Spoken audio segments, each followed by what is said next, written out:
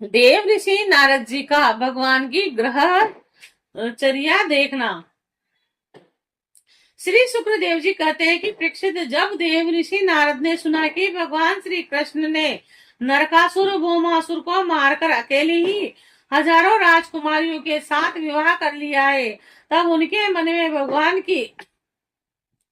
रहन सहन देखने की बड़ी अभिलाषा हुई। वे सोचने लगे, ओ यह इतने आश्चर्य की बात है कि भगवान श्री कृष्ण ने एक ही शरीर से एक ही समय 16,000 महलों में अलग अलग 16,000 राजकुमारियों का पाणी ग्रहण किया। देव ऋषि नारद इस उत्कंठा से प्रेरित होकर भगवान की लीला देखने के लिए द्वारिका आ पहुंचे और वहां के उपवन और उद्यान खिले हुए रंग बिरंगे पुष्पों से लदे वृक्षों से परिपूर्ण थे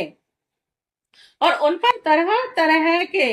पक्षी चहक रहे थे और भौरे गुंजार कर रहे थे। निर्मल जल से भरे हुए सरोवरों में नीले लाल सफेद रंग के भांति भांति के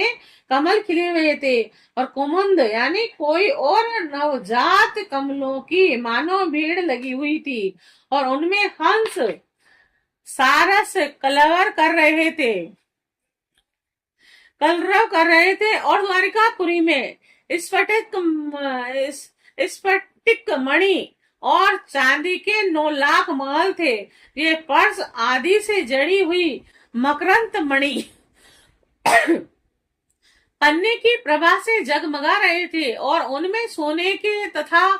हीरों की बहुत सी सामग्रियां शोभायमान थी और उनके राजपथ यानी बड़ी बड़ी सड़कें, गलियां, चौराहे और बाजार बहुत ही सुंदर थे और गुड़साल आदि पशुओं के रहने के स्थान, सभा भवन, देव मंदिरों के कारण उनका सौंदर्य और भी चमक उठा था और उसकी सड़कों, चौक, गली, दरवाजों पर छिड़काव किया गया था और छोटी छोटी झंडियां और बड़े बड़े झंडे जगह जगह फहरा रहे थे और जिनके कारण रास्तों पर धूप नहीं आ पाती थी।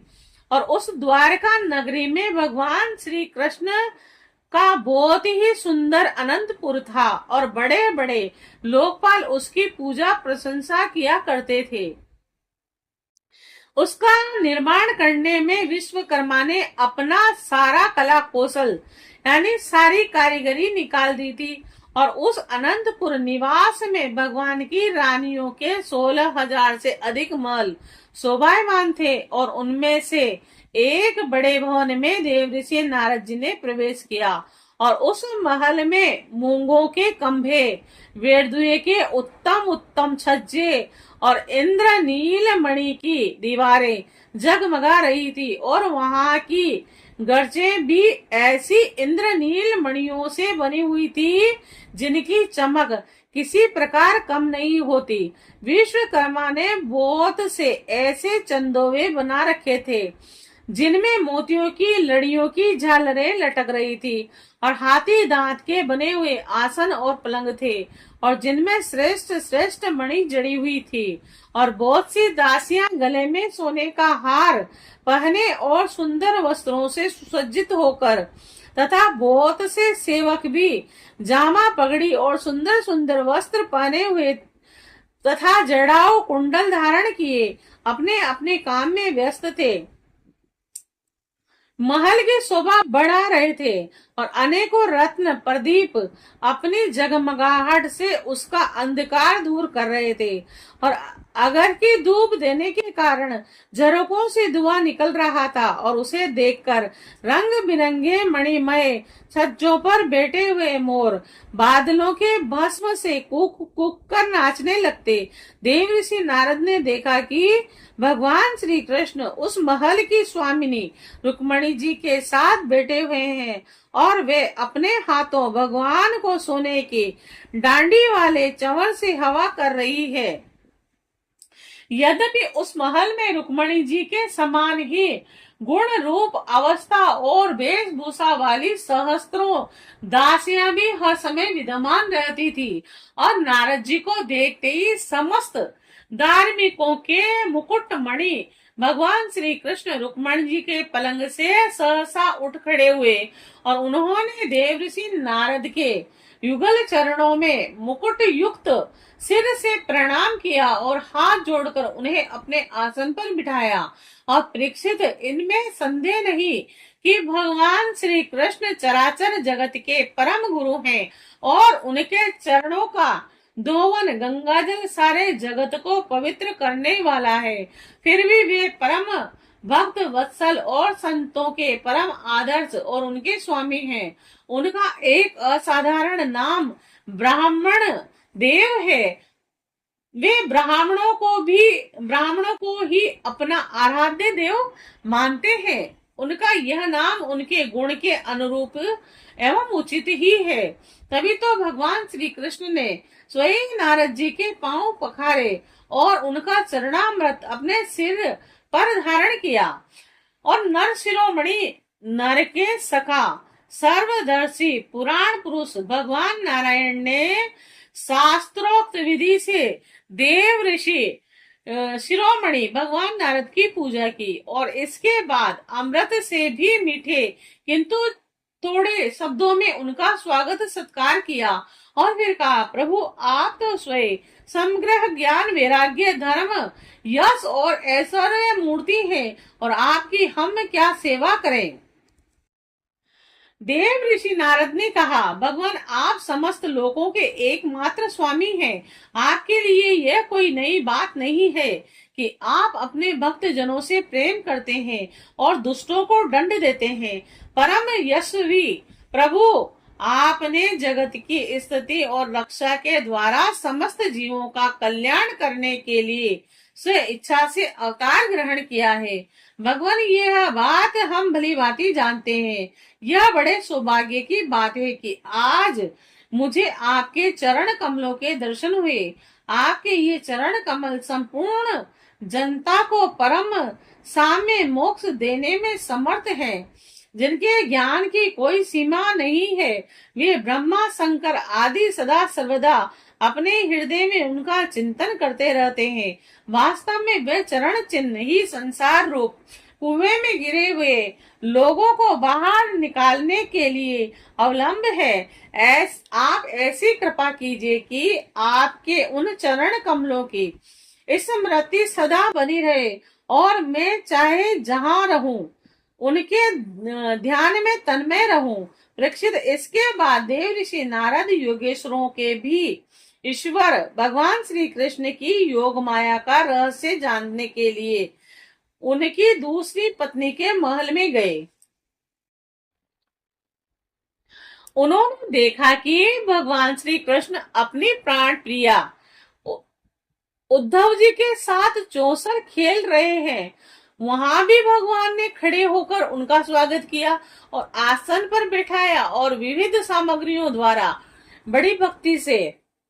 उनकी अर्चना पूजा की। और इसके बाद भगवान ने नारद जी से अनजान की तरह पूछा, आप यहाँ कब पधारे? आप तो परिपूर्ण आत्मा राम आप्त काम है, हम लोग हैं अपूर्ण और ऐसी अवस्था में भला हम आपकी क्या सेवा कर सकते हैं। फिर भी ब्रह्म स्वरूप नारद जी, आप कुछ न कुछ आज्ञा अवश्य कीजिए और हमें सेवा का अवसर देकर हमारा जन्म सफल कीजिए। नारद जी यह सब देखकर सुनकर चकित और विस्मित हो रहे थे। वे वहां से उठकर चुपचाप दूसरे महल में चले गए और उस महल में भी देव ऋषि नारद ने देखा कि भगवान श्री कृष्ण अपने नन्हे नन्हे बच्चों को दुलार कर रहे हैं। और वहां से फिर दूसरे महल में गए तो देखा कि भगवान श्री कृष्ण स्नान की तैयारी कर रहे हैं। इस प्रकार देव ऋषि नारद ने विभिन्न महलों में भगवान को विभिन्न कार्य करते देखा। वहीं वह यज्ञ कुंडों में हवन करते रहते हैं तो कहीं पंच महायज्ञों के देवता आदि की आराधना कर रहे हैं, कहीं ब्राह्मणों को भोज करा रहे हैं तो कहीं यज्ञ का अवशेष स्वयं भोजन कर रहे हैं और कहीं संध्या कर रहे हैं तो कहीं मौन होकर गायत्री जप कर रहे हैं, कहीं हाथों में ढाल तलवार लेकर उनको चलाने पर पेतरी बदल रहे हैं। तो कहीं घोड़े अथवा हाथी रथ पर सवार होकर श्री कृष्ण विचरण कर रहे हैं, कहीं पलंग पर सो रहे हैं, तो कहीं बंदीजन उनकी स्तुति कर रहे हैं, और किसी महल में उद्धव आदि मंत्रियों के साथ किसी गंभीर विषय पर परामर्श कर रहे हैं, तो कहीं उन्मोक्त उत्तमोत्तम उत्तोत्तम वीरांगनाओं से घिरकर जल क्रीड़ा कर रहे हैं, कहीं श्रेष्ठ ब्राह्मणों को वस्त्र आभूषण से सुसज्जित गौओं का दान कर रहे हैं, तो कहीं मंगलमय इतिहास पुराणों का श्रवण कर रहे हैं, कहीं किसी पत्नी के महल में अपनी प्राण प्रिया के साथ हास विनोद की बातें करते हंस रहे हैं, तो कहीं धर्म का सेवन कर रहे हैं, कहीं अधर्म का सेवन कर रहे हैं, धन संग्रह और धन वृद्धि के कार्य में लगे हुए हैं, तो कहीं धर्मानुकूल यथोचित विषयों का उपभोग कर रहे हैं, कहीं एकांत में बैठकर प्रकृति से अतीत पुराण पुरुष का ध्यान कर रहे हैं, तो कहीं गुरुजनों को इच्छित भोग सामग्री समर्पित करके उनकी सेवा शुश्रूषा कर रहे हैं। देव ऋषि नारद ने देखा कि भगवान श्री कृष्ण किसी के साथ युद्ध की बात कर रहे हैं, तो किसी के साथ संधि की, कहीं भगवान बलराम जी के साथ बैठकर सत्पुरुषों के कल्याण के बारे में विचार कर रहे हैं, कहीं उचित समय पर पुत्र और कन्याओं का उसके सदृश्य पत्नी और वरों के साथ बड़ी धूमधाम से विधिवत विवाह कर रहे हैं, और कहीं घर से कन्याओं को विदा कर रहे हैं, तो कहीं बुलाने की तैयारी में लगे हुए हैं। योगेश्वर भगवान श्री कृष्ण के इन विराट उत्सवों को देखकर सभी लोग विस्मित चकित हो जाते थे। कहीं बड़े बड़े यज्ञों के द्वारा समस्त देवताओं का यजन पूजन, और कहीं कुएं, बगीचे, मठ आदि बनवाकर इष्टापूर्त धर्म का आचरण कर रहे हैं, कहीं श्रेष्ठ यादवों से घिरे हुए सिंधु देशी घोड़े पर चढ़कर मृग्या कर रहे हैं, और उनमें यज्ञ के लिए मेद पशुओं का ही वध कर रहे हैं, और कहीं प्रजा में तथा अनंतपुर के महलों में वेश बदलकर छिपे रूप से सबका अभिप्राय जानने के लिए विचरण कर रहे हैं। क्यों ना हो भगवान योगेश्वर जो हैं। परीक्षित इस प्रकार मनुष्य की सी लीला करते हुए हरि केश भगवान श्री कृष्ण की योग माया का वैभव देखकर देव ऋषि नारद जी ने मुस्कुराते हुए उनसे कहा कि योगेश्वर आत्मदेव आपकी योग माया ब्रह्मा जी आदि बड़े बड़े मायावियों के लिए अगम्य है, परंतु हम आपकी योग माया का रहस्य जानते हैं, क्योंकि आपके चरण कमलों की सेवा करने से वह स्वयं ही हमारे सामने प्रकट हो गई है। देवताओं के आराध्य देव भगवान 14 भवनों आपके सुयश परिपूर्ण हो रहे हैं। अब मुझे आज्ञा दीजिए कि मैं आपके त्रिभुवन पावनी लीला का गान करता हुआ उन लोकों में विचरण करूं। भगवान श्री कृष्ण ने कहा, देव ऋषि नारद, मैं ही धर्म का उपदेशक, पालन करने वाला और उसका अनुष्ठान करने वालों का अनुमोदन करता हूँ, और इसीलिए संसार को धर्म की शिक्षा देने के उद्देश्य से ही मैं इस प्रकार धर्म का आचरण करता हूँ। मेरे प्यारे पुत्र, तुम मेरी यह योग माया देखकर मोहित मत होना। शुक्रदेव जी कहते हैं कि इस प्रकार भगवान श्री कृष्ण ग्रस्तों को पवित्र करने वाले श्रेष्ठ धर्मों का आचरण कर रहे थे, और यद्यपि वह एक ही है, फिर भी देव ऋषि नारद ने उनको उनकी प्रत्येक पत्नी के महल में अलग अलग देखा।